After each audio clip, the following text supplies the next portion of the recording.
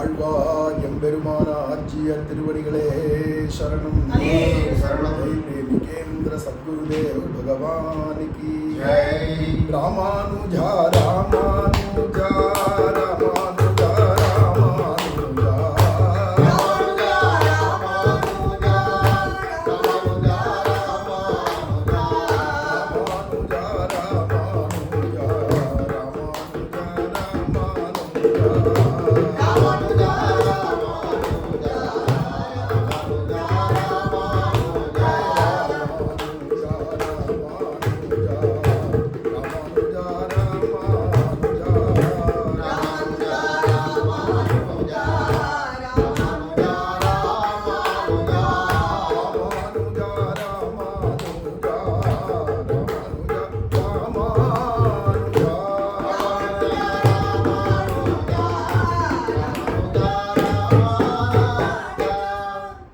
रामानुजाचार्य भगवान की जय.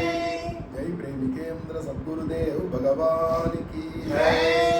श्रीशैलेश दयापात्रं दीभक्त्यादिगुणार्णवं यतीन्द्र प्रवणं वन्दे रम्यजा मातरं मुनिं लक्ष्मीनाथसमारम्भां नादयामुनमध्यमाम् अस्मदाचार्यपर्यन्तां वन्दे गुरुपरम्पराम्. வாழியதிராசன் வாழியதிராசன் வாழியதிராசன் என வாழ்த்துவார், வாழியன வாழ்த்துவார், வாழியன வாழ்த்துவார், தாளினையில் தாழ்த்துவார் விண்ணோர் தலை. கோலாகலதயா பாத்திரம் மாதுரி ரமணம் பிரபும் பக்தப்பிரியம் பிரேமிகேந்திரம் ரசிகாச்சாரியமாஸ்ரயே. ஆழ்வார் எம்பெருமானார் ஜீயர் திருவடிகளே சரணம். இந்த வாழ்வும் வாக்கும் அப்படிங்கிறதான இந்த நூல்ல பூர்வாச்சாரியர்கள் அங்கங்க வியாக்கியானங்கள்ல 4000 திவ்ய பிரபந்த வியாக்கியானங்கள்ல அருளிச்சே வரக்கூடியதான ஐதீகங்கள் எல்லாம் எடுத்து கொடுத்து இப்ப சொல்லிட்டு வரோம். இந்த ஐதீகங்கள் அப்படிங்கிறது நேற்று ஆரம்பிக்கவே சொல்லிட்டோம். ஒரு 500 வருஷ காலங்கள் பூர்வாச்சாரியருடைய காலங்களில் அப்போ அந்தந்த ஆச்சாரியர்களுடையதான சரிதாமிரதமோ அந்தந்த ஆச்சாரியர்கள் மற்றவாழ்கிட்ட சிஷ்யாள்கிட்ட பேசின சம்பாஷணைகளோ அன்றைக்கு இருந்ததான அரசர்கள் சோழராஜன் அல்லது பாண்டியராஜன் போன்றவாளோ அது குறுநில மன்னர்களான சாமந்தர்களோ அல்லது மந்திரிமார்களோ போன்றவர்களுடையதான விஷயங்கள் பல்வேறு விஷயங்கள் ஒரு கல்வெட்டு போல இருக்கு அப்படின்னு நேற்று ஆரம்பிக்கதே சொன்னோம். இதை நித்திய நம்ம சொல்லணுன்ற அவசியம் இல்லாத அந்தந்த நாள் ஆரம்பிக்கவே அந்தந்த ஐதீகங்கள் உள்ள போயிடலாம் அப்படின்னு. அது மாதிரி அடுத்த ஐதீகம் பல்லாண்டிலேயே 7 நிலத்தில் இடுவதன் முன்னம் வந்து எங்கள் குழாம் புகுந்து கூடும் மனமுடையீர்கள் வரம்பொழி வந்தொல்லை கூடுமினோ அப்படிங்கிறதான இந்த பல்லாண்டு திருப்பல்லாண்டில் வரக்கூடிய பாசுரத்துக்கு ஒரு ஐதீகத்தை கொடுக்கிறார். 7 என்பது பொல்லாந்து உங்களை பொல்லாத நிலத்திலே இடுவதற்கு முன்னம் என்று பிள்ளை அமுதனார். இந்த பிள்ளை அமுதனார் அப்படிங்கிறவர் சாட்சாத் திருவரங்க அமுதனார் அப்படின்னு ராமானுஜ நூற்றந்தாதி அருளி செய்தாரே, அவர் தான் பிள்ளை அமுதனார் அப்படின்னு சொல்ற வழக்கம். அந்த ராமானுஜ நூற்றந்தாதி அருளி செய்த பிள்ளை அமுதனார் அவருடைய வாக்கியம் இந்த இடத்துக்கு அவர் என்ன சொல்றாருன்னா, உங்களை பொல்லாத நிலத்திலே இடுவதற்கு முன்னம் அப்படிங்கிறார். 7 நிலம் அப்படிங்கிறதுக்கு பலவிதமா வியாக்கியானம் பண்ணியிருக்கா. அதுல நடுவில் பிள்ளை அமுதனார் ஆகிய நம்ம திருவரங்க அமுதனார் அவர் என்ன சாதிக்கிறார் அப்படின்னா, உங்களை பொல்லாத நிலத்திலே இடுவதன் முன்னம்னா இங்க பொல்லாத நிலம் அப்படிங்கிறது எதிரான இடு நிலம் சுடுகாடு அப்படின்னு ஸ்பஷ்டமா சொல்ல போனா சுடுகாடு இடுகாடு 2 இருக்கு. ஏன்னா சில பேரை போயிட்டாளான்னு எரிக்கிறது உண்டு, அதுக்கு சுடுகாடு சுட வைக்கிறது, இடுகாடு அப்படின்னா புதைக்கிறது அப்படிங்கிற 2 விதம் உண்டு. பொதுவாக இப்போ உயர் குலத்திலேருந்து பிறந்தவாதான் சன்னியாசியா போவா துரியாசனத்துக்கு. அவளுக்கு தான் அதுக்கு அதிகாரம் இருக்கு. யாரு? பிராமணர்கள். அந்த பிராமணர்களாக இருக்கிறவாளை சுடுகாட்டில் கொண்டு போய் எரிப்பாளே தவிர இடமாட்டாளே அப்படின்னு கேள்வி வரும் இல்லையா? பொதுவாக சன்னியாசிகளை பள்ளிப்படுத்துறது அப்படின்னு பூமியில புதைக்கிறது தான் வழக்கம். சமாதியாக மேலே எழுப்புவா. அதுவும் அத்வைதிகளாக இருக்கிறவாளுக்கு இதை வந்து ஜீவ சமாதி அப்படின்னே சொல்லுவா.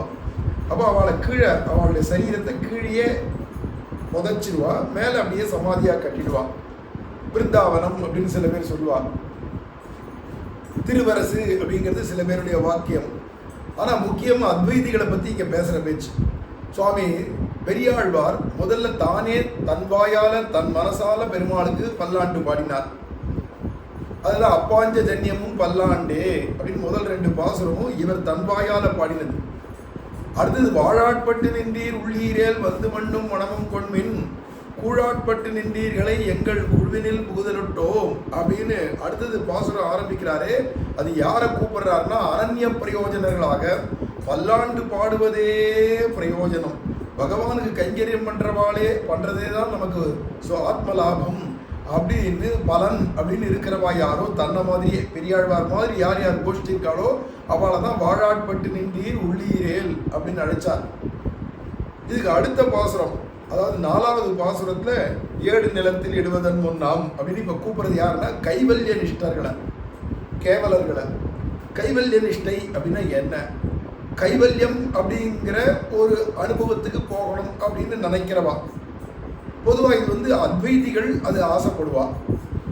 அத்வைதிகள் அப்படின்றவா யார் அப்படின்னா பகவான் வேற, ஜீவாத்மா வேற, ஈஸ்வரன் ஒருத்தன் நான் ஒருத்தன் அப்படிங்கிற பேதம் இல்லாத 2 வஸ்து இல்லை, ஒரே வஸ்து தான் அப்படின்னு ஆதிப்பரனோடு ஒன்றாம் என்று சொல்லும் அவ்வல்லலெல்லாம் வாதில் வென்றான் ராமானுஜன் அப்படின்னு அமுதனார் சொல்றார் இல்லையா? அதே அமுதனார் தான் இந்த இடத்துல ஐதீகத்திலையும் வரார். அவர் ராமானுஜர் என்ன பண்ணார்னா அதெல்லாம் அல்லல்டா, நான் உயிர் போயிடுச்சுன்னா இந்த உடம்புல இருந்து நானும் பிரம்மமே தான் நான் அப்படின்னு ஒன்றரை கலந்துடுறோம். அப்புறம் நான் வேற பிரம்மம் வேற இல்லை.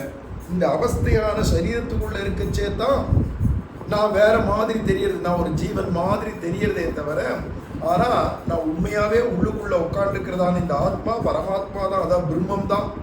அதுக்கு நாம ரூப குணங்கள்லாம் கிடையாது அப்படின்னு சொல்லிட்டு இருக்கா இல்லையா அத்வைதிகள். அப்போ அவள் என்ன பண்ணுறாடன்னா அவளுக்கு பிரம்மம்னு ஒன்று கிடையாது. அதே சமயம் அந்த நிஷ்டையில பூர்ணமாக இருக்கிறதுனால அவளுக்கு சம்சாரமும் இனிமே கிடையாது, உயிர் போயிடுத்துன்னா.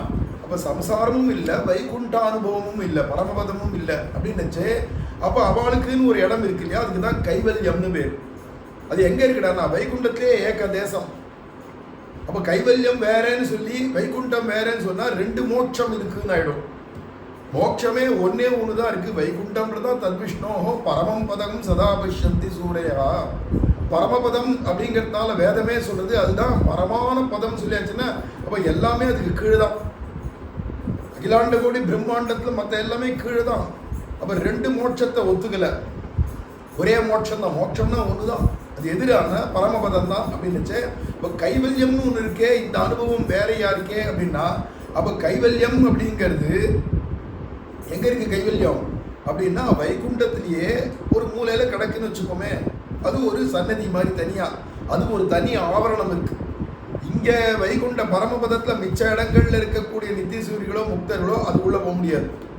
அங்கே இருக்கிற கைவல்யத்துக்கு போயிட்டவா அங்கேருந்து பரமபதத்துக்குள்ள வெளியில் வர முடியாது. அதுக்கு நடுவில் ஒரு பெரிய ஆவரணம் இருக்குது, அந்த ஆவரணத்தை தாண்ட முடியாது யாருமே. பகவான் கூட அங்கே போக மாட்டான். ஏன் பகவான் போக மாட்டான்? பகவானுடைய சொந்த சொத்தாச்சே வைகுண்டம், வைகுண்டத்திலே தானே சொந்த சொத்தாக இருக்குது. இதுவும் கைவல்யமும் ஏன் அங்கே போகக்கூடாதுன்னா அங்கே இருக்கிறவாளுக்கு பெருமாள் அடையணுன்ற லட்சியம் இல்லை. அவளுடையதான அனுபவமே தன்னைத்தானே அனுபவிக்கிறது, புஜிக்கிறது. இப்போ தன்னைத்தானே புஜிக்கிறது அப்படிங்கிற ஒரு எண்ணம். ஆனால் வேதம் அப்படி சொல்ல, அகமன்னம் அகமன்னம் அகமன்னம் அகமன்னாதோ அகமன்னாதோ அகமன்னாதா. நான் உணவாக இருக்கிறேன். யாருக்கு உணவா இருக்க? உனக்கு நீயே உணவுன்னு அர்த்தம் இங்கே பண்ணல. நான் உணவை சாப்பிட்றவனாவும் இருக்கேன், 2ம் சொல்றது. இப்போ நான் உணவா இருக்கேன் அப்படின்றது யாருக்கிட்டான்னா பரமாத்மாவுக்கு. இப்போ நான் சாப்பிட்றவனா இருக்கேன் அப்படின்னா பரமாத்மாவை நீ சாப்பிட்றாய், 2ம் வித்தியாசமாக இருக்கு இல்லைன்னா நானே ஒரே வரியிலேயே சொல்லிட்டு போயிடலாம். நானே உணவு நானே புஜிப்பவன் அப்படின்னு சொல்லிட்டு போய்க்கலாம். இங்கே தனித்தனியாக மெனக்கண்ணு அகம் அன்னம் அகம் அன்னம் அகம் அன்னம் அகம் அன்னாதோ அகமன்னாதோன்னு தனியாக பிரித்து 3 முறை வேற சொல்லிட்டு போகணும். சத்தியம் சத்தியம் புனசத்தியம் மாதிரி. அப்போ நானே சாப்பிட்றவன் என்ன நானே சாப்பிட்றவன். பொதுவாக நம்மளே சாப்பிட்றதுக்கு யாருக்குமே பிடிக்காது. பிற வஸ்துக்களை சாப்பிட தான் பிடிக்கும். அப்படிங்கிறதுல இயற்க இயல்பு சுபாவம். அப்படிங்கச்சே நீ யாரை சாப்பிட்றாய் அப்படின்னு கேட்டா பரபிரம்மத்தை, பரமாத்மாவை. அப்ப நீ உணவா யாருக்கு இருக்காய்னா அந்த பரமாத்மாவுக்கு. இதுதான் இங்க வேதத்தினுடைய தாற்பயம். இது இவ எப்படி புரிஞ்சுக்கிறான்னா, என்ன நானே உணவாக்கிண்டு என்ன நானே சாப்பிட்டுக்கிறேன். இங்க உணவுன்னா என்ன அப்படின்னா ஆனந்தம். இந்த ஜீவாத்மா ஆனந்த ஸ்வரூபன், பரமாத்மாவும் ஆனந்த ஸ்வரூபன் அப்படிங்கிறதான் வேதம் சொல்லச்சவே, பிரம்மத்தை சொல்லச்சவே. சத்தியம் ஞானம் அனந்தம் பிரம்ம. அந்த வஸ்து பிரம்மன்றதுக்கு லட்சணம், ஸ்வரூப லட்சணம் என்ன அப்படின்னா, அதுக்கு என்னடானா ஸ்வரூப லட்சணம் சத்தியம், சத்தியமான வஸ்து, சத்தான வஸ்து. ஞானம், அதாவது ஞானமயம்.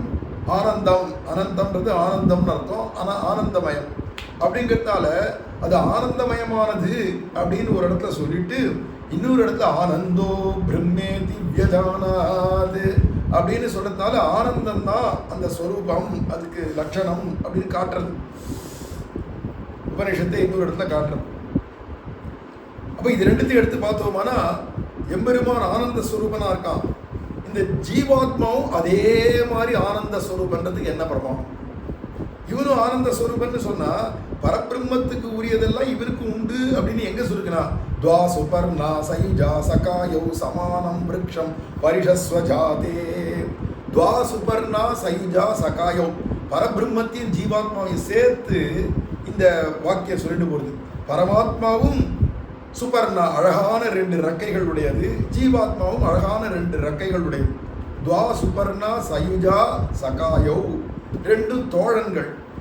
தோழன்னு சொன்னா சமமான அந்தஸ்தில் இருக்கிறவா தானே ஒருத்தருக்கு ஒருத்தர் தோழனா இருக்க முடியும்னா. ஆக பகவான் வந்து தோழனா வச்சுட்டு இருக்கார். நீ எனக்கு தோழன் இங்கு ஒளி என்ற சொற்கள் வந்து அப்படின்னு குகனை பார்த்து நீ எனக்கு தோழன் ஏத்துண்டார் இல்லையா, இது மாதிரி சுக்ரீவனை பார்த்து தோழன் ஏத்துண்டார் இல்லையா, அது மாதிரி அர்ஜுனனை பார்த்து தோழன் ஏத்துண்டார் இல்லையா. இதுதான் உண்மையா வேதம் சொல்லக்கூடியதான உறவு முறை, நண்பன் அப்படின்னு. சயுஜா சகாயௌ, ஒரே விருட்சமான இந்த சரீரத்துக்குள்ளே ஜீவாத்மா இருக்கு, பரமாத்மா இருக்கு. 2மே சுபர்ணா சயுஜா சகாய, ஒரே விதமான ரூபம், ஒரே விதமான இங்க 2 ரெக்கைன்னா ஞானம் ஆனந்தம்ன்ற 2 ரெக்கை, 2த்துக்குமே ஒரே மாதிரி இருக்கு. ரூபமும் பார்த்தா ஒரே மாதிரி இருக்கும், ஜோதிர்மயம், அதுவும் ஜோதிர்மயம். ஆனா இது விபுவா மட்டும்தான் இருக்கும், விபுவாகவும் இருக்கும் அணுவாகவும் இருக்கும் பரபிரம்மம். ஆனா இது அப்படி கிடையாது, ஜீவாத்மா அணுவா மட்டும்தான் இருக்கும். அந்த வித்தியாசம் இருக்கு. அதுக்கு வந்து என்னைக்குமே ஞானத்துக்கு சங்கோச்சம் கிடையாது, குறுகுதல் கிடையாது. ஆனா ஜீவாத்மா இங்க பிறந்து சாகச்சே அதுக்கு குறுகியதான ஞானம், சங்குச்சிதமான ஞானம் தான் இருக்க முடியும். அசங்குச்சிதமான ஞானம், அளவுக்கு அப்பாற்பட்ட ஞானம் அப்படிங்கிறது பரமாத்மாவுக்கு இருக்கும். அப்படிங்கிற வித்தியாசங்கள்லாம் இருக்கு இல்லையா. அப்போ இதுலயே ஒன்று துவா சுபர்ணா சைஜா சகாயோ, இப்படிப்பட்ட அழகான ரெக்கைகளோட, அதாவது ஞானமும் ஆனந்தமும் உடையதான ரெக்கைகளோடு இருக்கு. பகவானை வந்து அணுவாகவும் இருப்பான், பிருகத்தாகவும் இருப்பான். இவன் வெறும் அணுவாக மட்டும்தான் ஜீவாத்மா இருக்க முடியும்ன்ற பேதத்தை அணோர் அணியான் மகதோ மகியான் அப்படின்னு வேதத்தில் இன்னொரு இடத்துல சொன்னதுனால அணுவுக்கு அணுவா இருப்பான், மகத்துக்கெல்லாம் மகத்தா இருப்பான், பெரியாய் உலகினில் தோற்றமான் என்ற சுடரே. அதனால பிருகத்தாவும் இருக்கும், மகத்தாவும் இருக்கும், அணுவாகவும் இருக்கும். அப்படின்லாம் இருக்கிறதுனால வித்தியாசங்கள் உண்டு அப்படின்னு அவ பேதம் உண்டு. ஆனா இந்த அத்வைதிகளா இருக்கிறவா, கைவல்ய நிஷ்டையில் இருக்கிறவா என்ன சொல்றா, பரபிரம்மம்னு ஒண்ணு கிடையாது, நானே தான் பரபிரம்மம், ஈஸ்வரோகம். அதுக்குதான் அகம் பிரம்மாஸ்மிங்கிற வார்த்தையை அவ வேற விதமா அர்த்தம் எடுத்துன்னு போறான். அதுதான் அபார்த்தம் எடுத்துக்கிறா, வேதத்துக்கு அபார்த்தம் எடுத்துக்கிறா சில பேர் அப்படின்னு வியாக்கியானங்கள் வரும். ஏன்னா வேதம் சொல்ற பாட்டையில முக்கியமான விஷயம் இன்னொரு இடத்துல, முமுட்சுர்வை சரணமகம் பிரபத்தியே, நான் முமுட்சுவா இருக்கேன்னா மோட்சம் அடைய வேண்டியவனான நான் சரணாகதி பண்றேன். யாரை சரணாகதி பண்றாய் அப்படின்னா, நாராயண பரம் பிரம்ம தத்வன் நாராயண பரா அப்படிங்கிற சர்வேஸ்வரனான நாராயணனை சரணாகதி பண்றேன். அப்ப அந்த ஸ்ரீமன் நாராயணன் நான் சரணாகதி பண்றேன் அப்படின்னு வேத வாக்கியத்தில் சொல்லச்சுவே, நான் அவன் அப்படின்னு பிரிச்சு பேசிருக்கு. அப்போ பேதத்தோட தானே இருக்கு. அதனால நிறைய இடத்துல பேத ஸ்ருதி இருக்கு. அப்போ அபேத ஸ்ருதி, அதாவது பரமாத்மா வேற நான் வேற இல்லைன்னு சொல்றதான சில வாக்கியங்கள் அகம் பிரம்மாஸ்மி போன்றவைகள்லாம் எப்படி எடுத்துக்கணும்னா, கடக ஸ்ருதின்னு ஒன்று இருக்கு வேதத்திலேயே, இதையும் அதையும் சேர்த்து கொடுக்கறது. என்ன சேர்த்து கொடுக்கறது அப்படின்னா ததனு பிரவிஷ்ய அப்படிங்கிற வேத வாக்கியத்துல இந்த உலகத்தை எல்லாத்தையும் படைத்துட்டு அதுல உயிருள்ள வஸ்து உயிரற்ற வஸ்து எல்லாத்துக்குள்ளேயும் பகவான் உள்ள பிரவேசிச்சான் அப்படிங்கிறதுனால அவன் அந்தர்யாமியா உள்ள இருக்கான். அவனுக்கு சரீரம் எதிரான இந்த ஜீவாத்மாவும் ஜட வஸ்துக்கள்லாம் அவனுக்கு சரீரம். அவன் தான் சரீரியான ஆத்மாவா அந்தர்யாமியா இருக்கான் அப்படிங்கிறத வச்சுட்டு அகம் பிரம்மாஸ்மி தது துவம் அசி தத்துவம் அசி அப்படிங்கிறதான வாக்கியத்துக்கெல்லாம் அர்த்தம் எடுத்துக்கணும். ஆனால் சில பேருக்கு அது புரியாதனால நானே பிரம்மம்னு சொல்லிட்டு அலையிறவாளுக்கு அதில் காஷ்ட நிஷ்டை இருக்கும். அவளுக்கு வரட்டுத்தனமான நிஷ்டை உடையவாளாக இருப்பா. அதனால நான் என்ன நானே அனுபவிக்கக்கூடிய ஒரு இடத்தை அடையணும், ஒரு அனுபவத்தை அடையணும் அப்படின்னு நினைக்கிறவாளுக்கு பகவான் பார்த்தான். அப்படி நினைக்கிறவா வருவா சம்சாரத்தில். அப்போ அவளுக்குன்னு ஒரு இடத்த வைக்கணுமே அப்படிங்கிறதுனால வைகுண்டத்திலே ஒரு ஆவரணம் போட்டு தனியாக அவளுக்குன்னு ஒரு இடம் வச்சுக்கிட்டான். அதுக்கு தான் கைவல்யம்னு பேர். இந்த கேவல ஆத்ம அனுபவத்தை எதிர்பார்க்கிறவாள்கள் இந்த கைவல்யத்துக்கு போவா. அதனால இவளை கேவலர்கள்னு பேர். ஆனால் வைகுண்டத்துக்கு போகணும்னு நினைக்கிறவா யாருன்னா பகவத் அனுபவ பாராயணர்கள். சதா பஷ்யந்தி சூரையா. அப்போ ஸ்ரீமன் நாராயணன் அங்கே இருக்கிற நித்திய சூரிகளோட முக்தர்களோட எல்லா கோஷ்டியோட சேர்ந்து கூடியிருந்து குளிரணும் நினைக்கிறவாளுக்கு வைகுண்ட அனுபவம், பரமபத அனுபவம். மிச்சவாளுக்கெல்லாம் அதே வைகுண்டத்திலே ஒரு ஓரமாக கைவல்யம் அப்படின்னு ஒன்றத்தை ஏற்படுத்தி பகவான் தன்னைத்தானே அனுபவிச்சுக்கிட்டோம் அப்படின்னு வச்சிருக்கா. அந்த கைவல்யத்தில் போறவாளை இப்போ கூப்பிடுறார். நீங்க எங்கேயாவது செத்து போய் உங்களை கொண்டு போய் இடுநிலத்தில் கொண்டு போய் புதைச்சிடுறதுக்கு முன்னாடி மனசு திருந்தி நான் பரபிரம்மம் இல்லடா, நான் ஜீவாத்மா பரமாத்மா ஒருத்தருக்கா சயேகா அப்படின்னு தனித்த ஒரு பொருள் இருக்குன்னு வேதம் சொல்றது. அந்த சயேகா அப்படிங்கிறவன் சிருஷ்டி ஸ்திதி சம்மாரங்களான படைத்தல் காத்தல் அழித்தல் எல்லாம் செய்யறான் தான். அப்பேற்பட்ட ஒரு பரமாத்மா உண்டு அப்படின்னா அந்த பரமாத்மா யாரு அப்படின்னா நாராயண பரம் பிரம்ம அப்படின்னு வேதமே சொல்லி கொடுக்கறதுனால அந்த நாராயணனை நம்ம அடைவோம். அவனுக்கு பல்லாண்டு பாடுறதா நமக்கு சொரூப லாபம், சொரூப லட்சணம் அப்படிங்கிறத புரிஞ்சுட்டு இப்போவாது நீங்க வந்துருங்களேன். 7 நிலத்தில் இடுவதன் முன்னம் வந்து எங்கள் குழாம் கூடும் மனமுடையீர்கள். எங்களோட கோஷ்டியில வந்து நீங்களும் வந்து சேர்ந்துட்டா தேவலாமே, ஏன்னா கைவல்யத்துக்கு யாரும் போயிடக்கூடாதே அப்படிங்கிற அக்கறை வைகுண்டத்திலேருந்து வந்தவாள். ஏன்னா அவளுக்கு கைவல்யத்தை பற்றி தெரியும், ஆனால் கைவல்யத்தை போய் விழமாட்டான். அப்போ என் தொடையோ என் கையோ என் காலையோ இருக்கிற மாம்சத்தை அறுத்து நானே சாப்பிட்டு அதனால உயிர் வாழ்ந்துட்டு இருக்கேன், அதுதான் எனக்கு உணவுன்னா எவ்வளவு கேவலமோ அதை மாதிரி இந்த ஜீவாத்மா தன்னைத்தானே அலங்காரம் பண்ணிட்டு கண்ணாடி முன்னாடி போய் நான் அழகா இருக்கேன்னு இப்படி அப்படி பார்த்துட்டு என் மூக்கு எப்படி இருக்கு, என் கண்ணு எப்படி இருக்கு, என் காது எப்படி இருக்குன்னு நமக்கு நாமே சொல்லிட்டு சபாஷ் நான் ரொம்ப அழகா இருக்கேன், என்ன மாதிரி அழகாருன்னு எந்த பொம்மநாட்டியாவது கண்ணாடி முன்னாடி போய் பார்த்து தனக்குத்தானே ரசிச்சுக்க முடியாது. அந்த அழகை பார்த்து ரசிக்கிறதுக்கு வேற ஒரு புருஷன் தேவை. அது மாதிரி சகசிர சீரிஷா புருஷா தத் புருஷஸ்ய புருஷத்வம் அப்படின்னும் வேதே லோகே வேதேச்ச பிரதிதா புருஷோத்தமஹா அப்படின்னும் புருஷோத்தமனான இந்த பரபிரம்மம் பார்த்து இந்த ஜீவாத்மாவுடைய அழகை பார்த்து ரசிக்க வேண்டாமா? அப்பதானே இத்தனை அழகுக்கும் பிரயோஜனம், இத்தனை அலங்காரத்துக்கும் பிரயோஜனம். அப்படிங்கிறதுனால இந்த ஆத்மாவை நம்ம அலங்காரம் பண்ணி பரமாத்மாவான புருஷோத்தமன் கையில ஒப்படைக்கணும். அதுக்கு வைகுண்டத்தில் போனதான் உண்டு. அதை விட்டுட்டு நம்மளுக்கே நாமளே ஆனந்த ஸ்வரூபன்னு நம்ம ஜீவாத்மாவுக்குன்னு ஒரு ஆனந்தம் இருக்கு இல்லையா, அந்த ஆனந்தத்தை மட்டும் அனுபவிச்சோன்னா அந்த ஆனந்தம் குறைச்சலாக தான் இருக்க போகுது. ஆனால் அங்கேயோ பிரம்மத்தினுடைய ஆனந்தமும் அது ஆனந்தமே மொத்தம். ஆனந்தோ பிரம்மே திவ்யஜானாத்னு வேதம் சொல்றதுனால ஆனந்தமே ஸ்வரூபமாக இருக்கு. இதுக்கு இல்லையாடா, இதுக்கு குறைச்சல், அதுக்கு பிருகத்துன்னு வச்சுக்கோங்களேன். அப்படி இருக்கிறதால அவனோட சேர்றச்சே தான் இதுக்கு பரிபூர்ண ஆனந்தம் கிடைக்கிறதுக்கு வாய்ப்பு. அப்போ இவன் ஆனந்தப்படுறதை பார்த்து அவன் ஆனந்தப்படுறதும், அவன் ஆனந்தப்படுறதை பார்த்து இவன் ஆனந்தப்படுறதும், இவா 2 பேர் ஆனந்தப்படுறதை பார்த்து ஜெகன் மாதாவான பிராட்டி ஆனந்தப்படுறதும், இங்கே 3 பேர் ஆனந்தப்படுறதை பார்த்துட்டு நித்தியசூரிகள் ஆனந்தப்படுறதும், முக்தாத்மாக்கள்லாம் ஆனந்தப்படுறதும், இப்படியாக அல்லவோ வைகுண்டத்தில் ஒருத்தருக்கு எல்லாரும் பரஸ்பர பிரேமையோட ஆனந்தத்தோடு இருக்கிற இடமாச்சு. அதை அடையணுமே. அப்படி உயிர் போயிடுச்சுன்னா அதுக்கப்புறம் நீங்கள்லாம் கைவல்யம் போயிடுவேடே.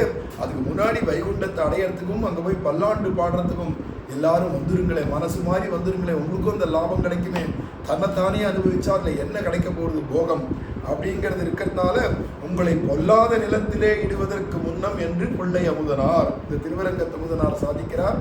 உங்களை கொண்டு போய் புதைக்கிறதுக்கு முன்னாடி, உயிர் போய் புதைக்கிறதுக்கு முன்னாடியே நீங்கள் இங்கே பரமபத அனுபவத்துக்கு பல்லாண்டு பாடத்துக்கு வந்துருங்களேன் அப்படின்னு கூப்பிடுறா அப்படின்னு இங்கே ஒரு ஐதீகம்.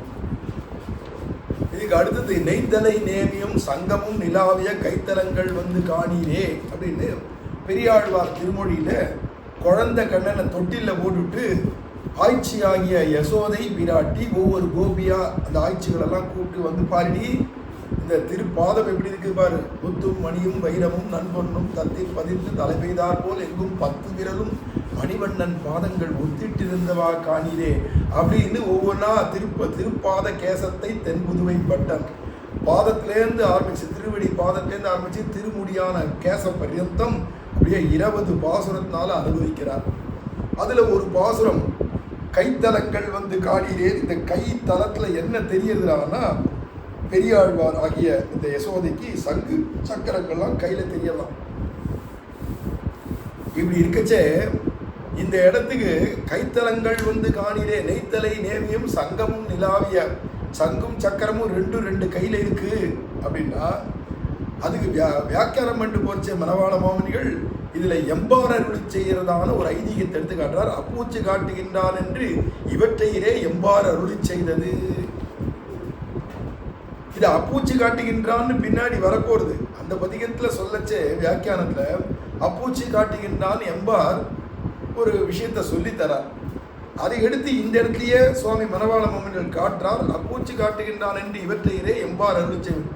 சுவாமி எம்பார் அப்படிங்கிறவர் யார் அப்படின்னா, முன்னாடி கோவிந்தன் அப்படிங்கிற திருநாமத்தில் சுவாமி ராமானுஜருடைய தம்பி, சித்தி பையன். அவர் பிற்காலத்தில் சந்நியாச ஆசிரமம் ஏத்துன்ற உடனே எம்பெருமானாருடைய பேரையே, அதாவது ராமானுஜருடைய ஒரு பேர் எம்பெருமானார், அந்த பேரையே எனக்கும் சூட்டணும் அப்படின்னு ராமானுஜர்கிட்ட கேட்க, ராமானுஜர் அந்த எம்பெருமானார் இப்போ 2 பேர் இருந்தா பிற்காலத்தில் எல்லாருக்குமே கஷ்டமா இருக்கும், எந்த எம்பெருமானார் அப்படிங்கிற குழப்பம் வந்துடும். அப்படிங்கிறதுனால எம்பெருமானார்ன்ற பேரை சுருக்கி எம்பார் அப்படின்னு அவருக்கு பேர் வச்சார். அதுலேருந்து எம்பார் எம்பார் எம்பார்னு அவர் பிரசித்தம். பிரபன்னாமிர்தத்தில் சம்ஸ்கிருத ஸ்லோகத்திலேயே கூட எம்பார் ஆக்கியோனே வருது. இந்த எம்பார்ன்ற பேர் அப்படியே தமிழ் பேராக இருந்தாலும் அதையே அந்த பேராக இருக்கிறதுனால அவருக்கு ரூடி நாமமாக போயிட்டதுனால அந்த எம்பார்ன்ற பேர்லேயே சம்ஸ்கிருதத்தில் அவருக்கு பிரசித்தி காட்டப்படுறது. அப்பேற்பட்ட சுவாமி எம்பார் ராமானுஜருடைய தம்பி. இவர் என்ன பண்ணார்னா, முதல்ல சைவனாக போயிட்டார். நடுவழியில யாதவ பிரகாசன்ற குரு அவரை திசை திருப்பி சைவனாக்கி பரமசைவனாக குருக்களுக்கு தலைவராக, அங்கே இருக்கக்கூடிய காளஹஸ்தியில் இருக்கிற சிவ குருமார்கள் அவர்களெல்லாம் தலைவராக அங்கே இருந்தவரை ராமானுஜருடைய மாமாவான பெரிய திருமலை நம்பி திருத்திப்படி கொண்டு தன்னுடைய சிஷ்யனாக வச்சுட்டு பிறகு ராமானுஜர் கையில் ஒப்படைச்சார். அப்புறமா ராமானுஜர்கிட்டயே நிழலும் அடிதாருமானோம் அப்படின்னு சொல்லி ராமானுஜ பதச்சாயா கோவிந்தாஹ்வான பாயினி அப்படின்னு ராமானுடைய பாத நிழல் போல ஆகி கைங்கரியம் பண்ணிட்டு இருக்கார். அப்படி இப்ப என்னன்னா, இதெல்லாம் அவருடைய பூர்வ கதையை சுருக்கமா சொல்லிட்டார். ராமானுஜருக்கு வந்து ஆட்பட்டதுக்கு அப்புறம் பரம ரசிகரா போயிட்டார். இவருடைய சிஷ்யரா இருக்கிறதுனால தான் பராசர பட்டர் அவ்வளவு ராசிக்கத்தோட பரம ரசிகாச்சாரியரா இருந்திருக்கார். நம்ம சம்பிரதாயத்தில் பராசர பட்டர் இவ்வளவு பரம ரசிகரானதுக்கெல்லாம் காரணம் அவருடைய ஆச்சாரியரான எம்பார். இந்த எம்பார் பரம ரசிகர். ஆனால் இந்த எம்பார் அருள் செய்த வார்த்தை அப்பூச்சி காட்டுகின்றான் என்று இவற்றையிலே எம்பார் அருள் செய்வது. கையில சங்கு சக்கரம் தேவகி பிராட்டிக்கு தான் முதல்ல புறக்கச்சவே காண்பிச்சோம். தமத்புதம் பாலகம் அம்புஜேக்ஷணம் சதுர்புஜம் சங்க கதாயுதாயுதம் அப்படின்னு கையில சங்கு சக்கரத்தோட 4 கையோட காட்சி கொடுத்தது தேவகிக்கு அவதார கட்டத்துல கம்சனுடைய ஜெயில. அப்புறமா நீ 2 புஜத்தோட 2 கையோட இந்த ஆயுதங்கள் எல்லாம் மறைச்சிட்டு சாதாரண பச்சளம் குழந்தை ஆகணும்னு கேட்டுட்டா தேவகிய. உடனே பச்சளம் குழந்தை ஆயிட்டான். அப்புறமா கொண்டு வந்து இங்க விட்டுட்டார் வசுதேவர். இங்க 2 கை கிருஷ்ணனா தானே இருந்தான். சங்கு சக்கரெல்லாம் வெளியில தெரியாதுன்னா அப்பப்போ திடீர்னு பார்த்தா சங்கு சக்கரத்தை எடுத்து இப்படி காட்டுவான். சங்கு சக்கரத்தை இப்படி திடீர்னு காட்டுவான். இதுக்கு அப்பூச்சி காட்டுறது அப்படிங்கிற ஒரு இடம். பூச்சி அப்படின்னு காட்டுறது. பொதுவாகவே எந்த குழந்தையும் பூச்சி காட்டணுமானா இப்படி வந்து 2 கையை இப்படி வச்சுருவோம், பூச்சி அப்படின்னு. அதை கிருஷ்ணன் என்ன பண்ணணும், பூச்சி அப்படின்னு சங்கு சக்கரத்தை இப்படி எடுத்து காட்டும் அப்படின்னு ஒரு அர்த்தம். ஆனால் இந்த இடத்துக்கு அந்த சந்தர்ப்பத்தில் இருந்ததான அரையர், ராமானுஜர் காலத்தில் இருந்ததான ஒரு அரையர் சுவாமி, அந்த அரையர் சுவாமி வந்து தான் வந்து அதை அபிநயம் பண்ணி காட்டுறது அப்படிங்கிறது ஒரு வழக்கம். அந்த அரையருக்கு பேர் உய்ந்த பிள்ளை அப்படின்னு பேர். அந்த உய்ந்த பிள்ளைங்கிற அரையர் அதுக்கு அபிநயம் பண்ணியிருக்கார். கைத்தலை நேமியும் சங்கம் நிலாவியன்னு அங்க இருக்கிற பாசுரத்துல வருது இல்லையா, அதே விஷயம் இங்க அத்தூதன் அப்பூச்சி காட்டுகின்றான், அம்மனே அப்பூச்சி காட்டுகின்றான் அப்படிங்கிற இடத்துல அவர் என்ன பண்ணிட்டார், அப்பூச்சி காட்டுறதுனா இந்த காலத்துலயும் வழக்கம் உண்டு இல்லையா, இந்த மேல் ரப்ப கண்ணுடைய மேல் ரப்பை எப்படி திருப்பி நிட்டோமான சவப்பா இருக்கும் பார்க்க, திருப்பி வச்சா அப்படியே நிற்கும் கொஞ்ச நாளைக்கு, அப்படியே இருந்து பூச்சி அப்படின்னு பயமுறுத்துறதுக்கு காட்டும் குழந்தைகள்லாம். அப்படி பூச்சி காட்டச்சவே இந்த கண் இப்படி திரும்பி இருக்கும் இல்லையா, அதே அபிநயத்தை இன்னைக்கு நம்ம காட்டுறதை குழந்தைகள்லாம் இதே அபிநயத்தை தான் அன்னைக்கு இந்த அரையர் சுவாமி உய்ந்த பிள்ளைங்கிற அரையர் சுவாமி இப்படி திருப்பிட்டு கண்ணு ரப்பைய அப்பூச்சி காட்டுகின்றான் அப்படின்னு ரெண்டு கையை இப்படி விரிச்சு இப்படி காண்பிக்கிறார். அப்பூச்சி காட்டுகின்றான் அம்மனே அப்பூச்சி காட்டுகின்றான் அப்படின்னு இப்படி காண்பிச்சாரோ இல்லையோ, இது ராமானுஜர் இதை பார்த்துட்டு இப்படி தலையை குனிஞ்சு விட்டார். ராமானுஜர் கீழே எழுந்தருளி உட்காந்துருக்கார் எல்லா கோஷ்டிக்கு மத்தியில. ராமானுஜருக்கு ஒரு தூண்ல சாஞ்சின உட்காந்துருக்கார். ராமானுஜர் எழுந்தருளி இருக்கார். அவருக்கு பின்னாடியே ராமானுஜர் பின்னாடியே நின்றுட்டு இருக்கார். ஏதாவது ஒரு கைக்கறியர் ராமானுஜர் சொன்னா உட்காண்டிருந்து அப்புறமா சிஷியனானவன் அப்புறம் எழுந்துக்கிறது, அப்புறம் அடியே அப்படின்னு கிட்ட போறதுன்னா அது ஒரு க்ஷணம் ஆகும் இல்லையா, அந்த க்ஷணம் கூட வீண் பொழுது போகக்கூடாது. ஆச்சாரியர் திரும்பறதுக்கு முன்னாடி நம்ம தயாராக போயிடணும் கிட்ட அப்படின்னு இருக்கிறவா சிஷ்யர்கள்லாம் என்ன பண்ணுவாங்க, நின்றுட்டு இருப்பான். ஆச்சாரியன் எழுந்தோடு இருந்துச்சு, அவள் நின்றுட்டு இருப்பா, பின்னாடி நிற்பா. நான் தான் முன்னாடி போய் முன்னாடி நிற்க மாட்டான், பின்னாடி நின்றுட்டு இருப்பா. அப்படி இருக்கச்ச எப்பயாவது ஏதாவது வேணும்னா சட்டுன்னு இப்படி திரும்பி பார்ப்பார் இல்லையா ராமானுஜர், யார் இருக்கா பின்னாடின்னு பார்த்தா அடியே ஏதாவது வேணுமா அப்படின்னு கேட்பா, என்ன திருவுள்ளமோ அப்படின்னு கேட்பா. அதனால பின்னாடி நிற்கிறார் இல்லையா, நின்றுட்டு இருக்கிறவர் உடனே அப்படி பார்த்தார், இந்த அரையர் சேவிக்கிறது சரியில்லையே, இந்த உய்ந்த பிள்ளை சேவிக்கிறது இப்படி திருப்பி காட்டி பூச்சின்னு காட்டுறது சரியில்லையே, பின்னா சங்கு சக்கரத்தை தான் கிருஷ்ணன் காண்பிச்சிருக்கான் அப்படின்னு தெரிஞ்சுட்டு உடனே எப்படி காண்பிச்சார்னா எம்பார் பின்னாடிலேருந்து இப்படி எடுத்து காண்பிச்சாராம். இப்படி இவர் இப்படிங்கிறார். உடனே எம்பார் இப்படின்னாரோ இல்லையோ, இவர் என்ன பண்ணார், அரையர் பொதுவாக நம்பெருமாளை பார்த்து மாத்திரம்தான் சேவிக்கிற வழக்கம், இந்த அபிநயம் பண்ணுற வழக்கம். இப்போ ஆனால் இப்போ இந்த உய்ந்த பிள்ளை அரையர் என்ன பண்ணுறாருன்னா ஒவ்வொருத்தையும் காட்டிட்டு அபிநயத்தை உடனே ஏன்னா ரெண்டு தரம் பாடுவா, ஒரு வரியையும் திருப்பி ஒரு வரியும் ரெண்டு தரம் அபிநயம் பண்ணுவா. அதனால இப்போ முதல் தரம் அபிநயம் பண்ணிட்டார். இப்படி ரெண்டாவது தரத்துக்கு என்ன பண்ணார்னா அப்படி திரும்பி ராமானுஜருக்கு இது சம்மதமா இருக்கா அப்படின்னு ராமானுஜரை பார்த்தா ராமானுஜர் கவனிக்காத மாதிரி தலையை குறிஞ்சிருட்டாருன்னு பார்த்த உடனே பட்டுன்னு தலை போச்சு, கண்ணு போச்சு, எம்பார் கிட்ட உடனே எம்பார் இப்படி காட்டுறதை பார்த்த உடனே ஓஹோ இப்படி காட்டணும் போல இருக்கே, நம்ம தப்பு பண்ணிட்டோம் போல இருக்கேன்னு தெரிஞ்சுட்டு உடனே ரெண்டாவது தரம் அத்தூதன் அப்பூச்சி காட்டுகின்றான் அப்படின்னு பாட்டுன்னு இப்படி எடுத்துட்டு அத்தூதன் அப்பூச்சி காட்டுகின்றான் அப்படின்னு சங்கீத கருத்தை எடுத்து இப்படி காட்டுச்ச உடனே ராமானுஜர் சபாஷ்னு சந்தோஷப்பட்டு தலையாட்டி கண்ணீர் பெருகு அப்படி ரசிச்சார். அப்படிங்கிறதுனால அப்ப எம்பார் அவர் என்னத்தை காட்டி கொடுக்குறாருன்னா இது சங்கு சக்கரத்தை எடுத்து பயமுத்துவானா பூச்சி அப்படின்னு வானாம். பசங்களோட விளையாடச்சே கூட திடீர்னு சதுர்புஜத்தை எடுத்துட்டு சங்கு சக்கரத்தை எடுத்து காட்டுவானாம். ஏன்னா அவன் கையிலேயே தான் எப்பயுமே இருக்கு சங்கு சக்கரம், கைகளை கடலா நேமியான் அப்படிங்கிறதால அன்னைக்கு அம்மா கிட்ட தேவகி அம்மாட்ட மறைச்சுட்டான், கோகுலத்துக்கு வரைச்செல்லாம் மறைச்சுட்டானே தவிர அப்பப்போ காட்டுவானாம். இப்போ பிறந்த குழந்தை தொட்டில்ல போட்டு யசோதை எல்லாரும் பாருங்கடின்னா திடீர்னு சில பொம்மநாட்டிகளை பார்த்தோன்னே சங்கு சக்கரத்தோடு இப்படி காட்டுறான். எப்படி இது அப்படின்னா அப்பூச்சி காட்டுறான்டி அப்படிங்கிறான் யசோதை. அப்பூச்சி காட்டுகின்றான் கைத்தலை நேமியும் சங்கமும் நிலாவியா எல்லாம் அடிக்கடி இவளுக்கெல்லாம் காட்டுவான் சதுர்புஜத்தோட சங்கு சக்கரத்தோட. அதுக்கு எம்பார் அருளி செய்கிற ரசமான இந்த வியாக்கியானத்தை எடுத்து இங்க கொடுக்கிறார். இந்த அப்பூச்சி காட்டுகின்றான் என்று இவற்றையிலே எம்பார் அருளி செய்தது. இப்படி பறக்கச்சேவே கையில சங்கு சக்கரத்தோட ஓணுன்றவாள் காட்டுவான்.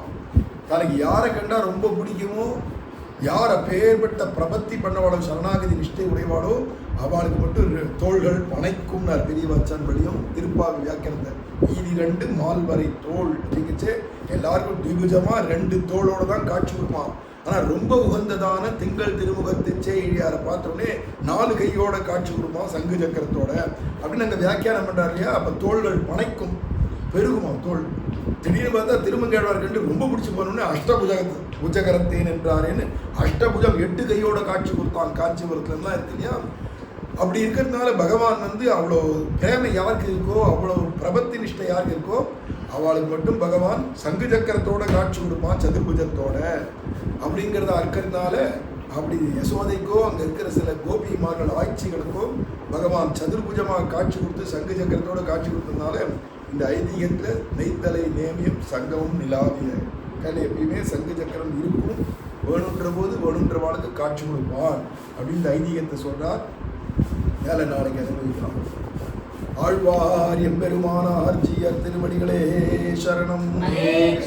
பிரேமிகேந்திர சத்குருதேவ் பகவானுக்கு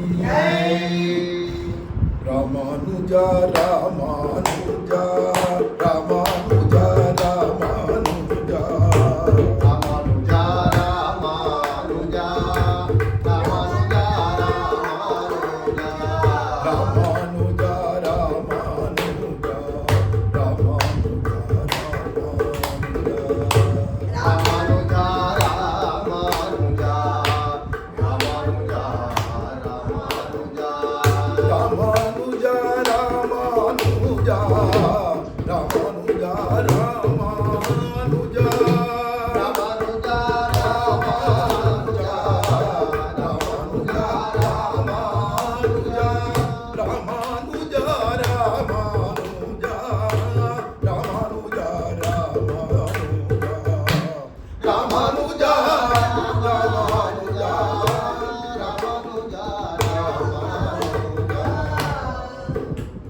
रामानुजाचार्य भगवान की जय। प्रेमिकेन्द्र सद्गुरुदेव भगवान की जय। श्रीमते रामानुजाय नमः। श्रीमते रामानुजाय नमः।